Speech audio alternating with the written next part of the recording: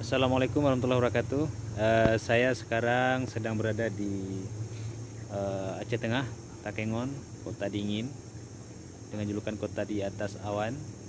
Nah, tepat di belakang saya itu ada pohon pokat khas dari Australia, variannya khas.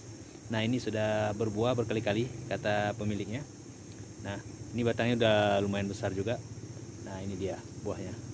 Ini khas, buahnya yang sangat enak dan mahal walaupun kecil. Nah, dia paling besar sedikit lagi. Sedikit lagi mungkin sekali ini lagi besarnya.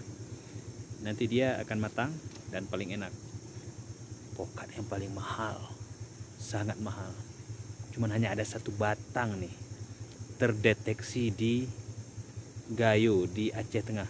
Ini katanya bibitnya langsung dibawa pulang dari Australia sama kawannya. Ini dikasih sama kawannya berbentuk biji, jadi bukan batang sambungannya. Jadi insya Allah ini dia. Ini alhamdulillah buahnya lumayan lebat. Nah, mudah-mudahan bisa kita panen lah dalam beberapa minggu lagi insya Allah.